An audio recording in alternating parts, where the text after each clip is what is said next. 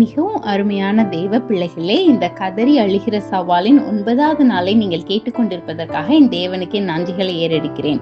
உங்களுடைய கதறி அழுகிற சவால் எப்படி போய் கொண்டிருக்கிறது? உங்களுடைய பிரச்சனைகளுக்காக தினமும் கர்த்தருடைய பாதத்தில் கதறி அழுது கொண்டிருப்பீர்கள் என்று நம்புகிறேன். இந்த 9வது நாளில் உங்கள் பிரச்சனைகள் உங்களை மூழ்கடிக்கும் போது கர்த்தரை நோக்கி கதறி அழுமாறு உங்களை அன்போடு கேட்டுக்கொள்கிறேன். வேத புஸ்தகத்தில் மத்தேயு 14வது அதிகாரத்தில் இயேசுவானவர் தண்ணீரின் மேல் நடந்த கதை நம் எல்லாருக்குமே நன்றாக தெரியும். சீஷர்கள் இயேசுவானவரை கரையில் விட்டுவிட்டு கலிலேயாவின் கடலை கடக்க ஒரு படகில் ஏறி போனார்கள்.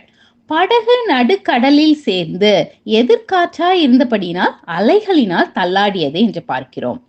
ஆனால் அதிகாலையிலே படகிலே இருந்த தம்முடைய சகோதரர்களை இயேசுவானவர் கிட்டி சேர்ந்தார். தண்ணீரின் மேல் நடந்து அவர் அவர்களை அணுகினார் என்று வாசிக்கிறோம். தனது இரட்சகரை கவர எப்போதுமே ஆர்வமாக இருந்த பேதுரு 28வது வசனத்தில் இவ்வாறாக நம்பிக்கை தள்ளும்ப சொல்கிறார். பேதுரு அவரை பார்த்து, ஆண்டவரே, நீரே ஆனால் நான் தண்ணீரின் மேல் நடந்து உம்மிடத்தில் வர கட்டளையிடும் என்றான். என்ன ஒரு நம்பிக்கை பார்த்தீர்களா? இந்த சவாலை நீங்களும் அப்படிதான் ஆரம்பித்தீர்களோ என்று நான் நினைக்கிறேன். உங்களுடைய திறமையில் நீங்கள் நம்பிக்கை கொண்டு இந்த கதறி அழுகிறதான சவாலை ஆரம்பித்தீர்களா?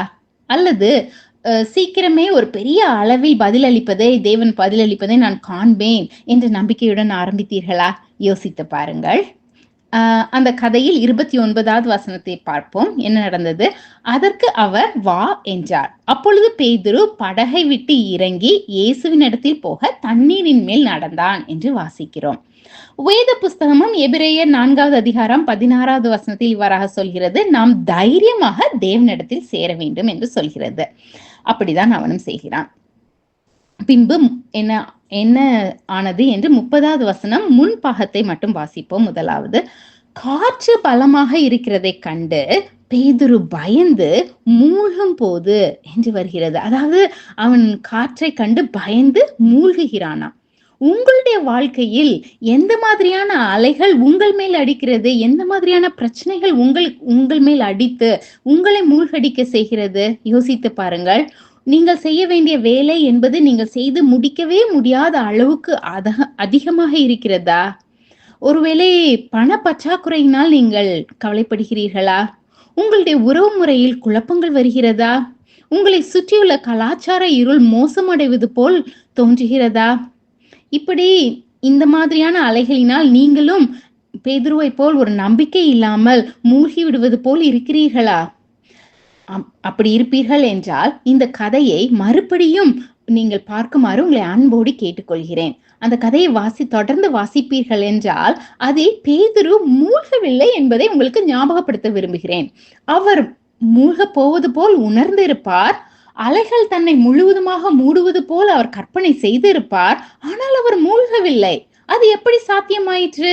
அந்த வசனத்தை மறுபடியும் பார்ப்போம். காற்று பலமாக இருக்கிறதை கண்டு பேதுரு பயந்து மூழ்கும் போது, ஆண்டவரே, என்னை ரட்சியும் என்று கூப்பிட்டான் என்று வாசிக்கிறோம். அதாவது அந்த கூப்பிட்டான் என்ற வார்த்தையை ஆங்கில மொழிபெயர்ப்பில் பார்த்தோம் என்றால் he cried out என்று வருகிறது. ஆண்டவரே, என்னை ரட்சியும் என்று அவனுடைய பிரச்சனைகளின் மத்தியில் கதறி அழுதான் என்று வாசிக்கிறோம். அதன் பின்பு என்ன நடந்தது?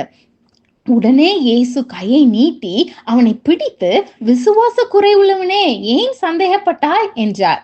அதாவது இயேசு அவன் கையை பிடித்து காப்பாற்றுகிறார் என்று பார்க்கிறோம். இன்று உங்களுக்கு மூழ்கும் உணர்வை எது தருகிறது?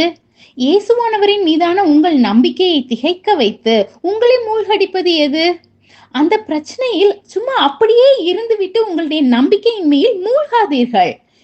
இயேசுவானவரை நோக்கி இப்போதும் கதறி அழுமாறு உங்களை அன்போடு கேட்டுக்கொள்கிறேன். பேதுருவை போல் இயேசுவானவரின் கை ஏற்கனவே உங்களை நோக்கி நீட்டப்பட்டுள்ளது என்பதை நீங்கள் கண்டடைவீர்கள். எங்கேயெல்லாம் பிரச்சனையின் பிரசன்னம் இருக்கிறதோ அங்கேயெல்லாம் தேவனின் பிரசன்னம் இன்னும் அதிகமாக இருக்கிறது என்று நான்சி டிமாஸ் வாகுமுத் பரலோகம் ராஜரிகம் செய்கிறது என்ற புஸ்தகத்தில் சொல்கிறார்கள். ஒரு சின்ன ஜெபம் செய்வோம். அன்புள்ள ஆண்டவரே, எங்களை மூழ்கடிக்கத்தக்கதாக அச்சுறுத்தும் எந்த காரியத்திலும் இந்த எளிமையான வல்லமையான ஜெபத்தை பேதுருவை போல் நாங்களும் ஏறெடுக்க கிருபை செய்யும் ஐயா, எங்கள் பிரச்சனைகளில் ஆண்டவரே எங்களை ரட்சியும் ஐயா என்று நாங்கள் ஜெபிக்க எங்களுக்கு கிருபை செய்யும். இயேசுவின் ஜெபம் கேளும் அன்புள்ள பிதாவே, ஆமேன். இந்த கதறி அழுகிற சவாலின் 9வது நாளை கேட்ட என் அன்பு தேவ பிள்ளைகளே, உங்கள் வாழ்க்கையில் உள்ள பிரச்சனைகள் உங்களை மூழ்கடிப்பது போல் நீங்கள் உணரும் போது கர்த்தரை நோக்கி கதறி அழுமாறு ஒரு சவாலை உங்கள் முன் வைத்து இந்த குறுஞ்செய்தியை முடிக்கிறேன். இந்த குறுஞ்செய்தி நான்சி டிமாஸ் வாக்குமுத்தின் ரிவைவ் அவர் ஹார்ட்ஸ் என்ற வெப்சைட்டிலிருந்து எடுக்கப்பட்டது. கர்த்தர் உங்களை ஆசீர்வதிப்பாராக.